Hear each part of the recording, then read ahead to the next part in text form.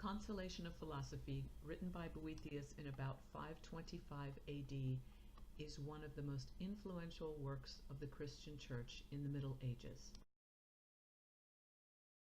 Scholars also call it the last great work of the classical period. This work contains classical elements, including allegory and the dialogue style that was common in Greek classical literature. Also, there are poems and songs interwoven in the text of the story. The whole of it is presented as a treatment for Boethius as he faces the fact that he has been condemned to death, in his view, unjustly.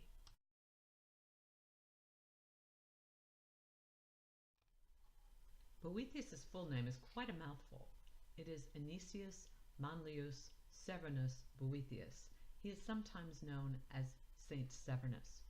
He was born somewhere around 480 AD in Rome, and he died in Pavia, Italy, in exile, somewhere between 524 and 525 AD. Initially, he was born into a prominent Roman aristocratic family, Anicia. His father, quite well known, was a counsel to the king of Italy, Odoacer, who was also head of the Western Roman Empire. Boethius's father died when he was quite young, but because he was from a prominent family, he was sent to live with another prominent family of the Roman Empire.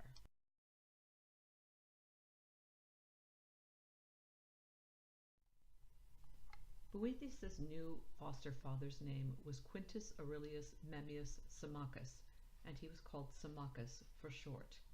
A very generous man, he provided for Boethius's education and instilled in him a passion for study.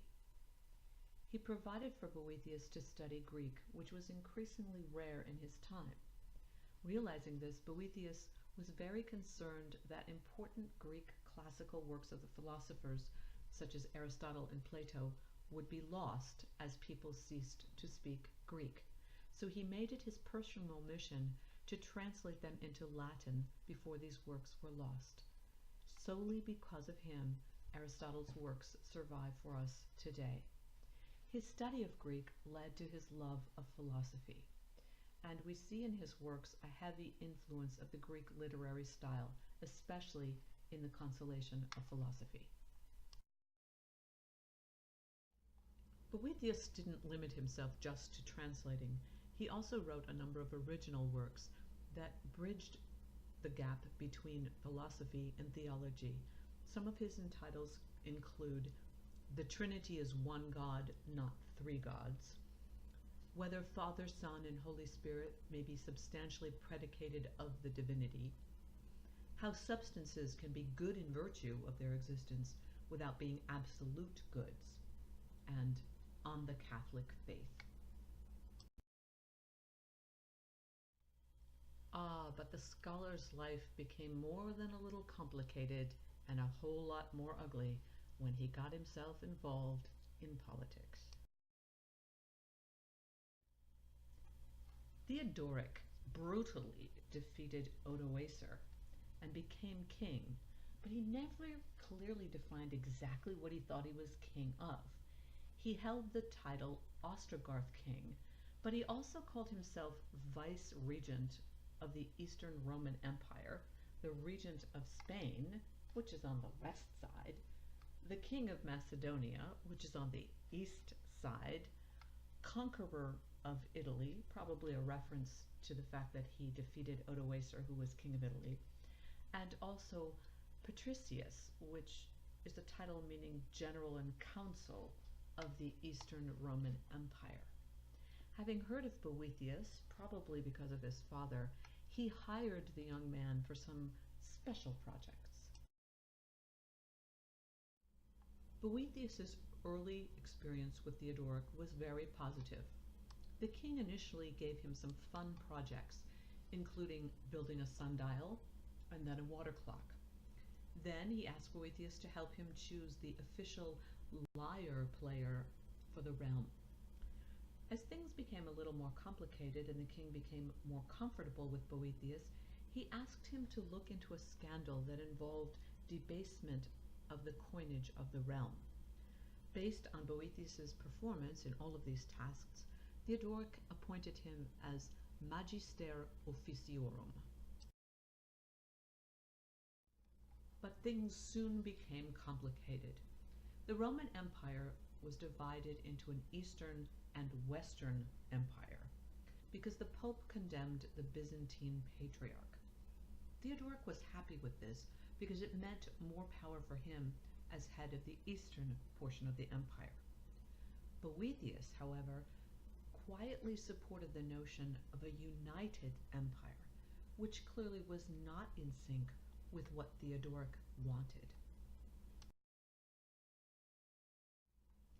The breach between the two halves of the Roman Empire was healed in 519.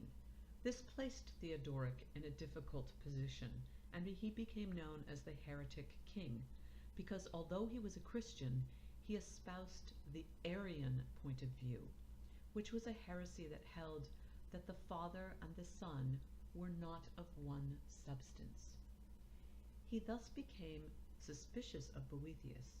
He became aware of Boethius's earlier loyalty to the idea of a united empire, which undermined his authority, and also he became aware that Boethius had already written a work against Arianism. And the situation got worse. The Byzantine emperor was becoming a threat. He made an alliance with Vandals in Africa who killed or drove out all the Goths in their country. The German tribe, the Franks, in alliance with the East, invaded Burgundy. The possibility that the Byzantines would then invade Italy and overthrow the Gothic rulers became a very real threat. In 523, the Bishop of Rome, who was sturdily loyal to Theodoric, died, and his successor was known to have pro-Byzantine leanings. The news of his election was conveyed to Byzantine in a letter by the senator Albinus, which contained expressions of loyalty to the empire that could have been construed as treasonous.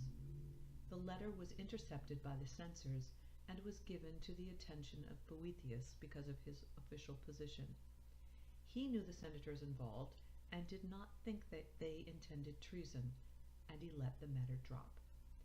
Enemies of Boethius informed Theodoric, and he reacted in anger, removing Boethius from office and having him condemned to exile at Pavia.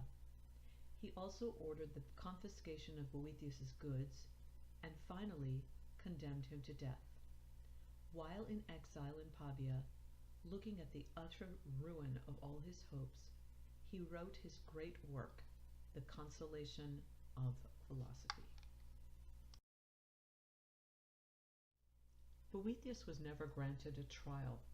The Senate, influenced by Theodoric himself, confirmed his death sentence, and after cruel torture, Boethius was bludgeoned to death in 524 or 525 AD. His death was political, but he was declared a martyr due to his stance against the Arian heresy. There is some confusion and controversy over whether he was a Christian because of the Greek pagan style of his work, The Consolation of Philosophy. He was thus removed from the calendar of Catholic saints, but he remains a canonized Catholic saint.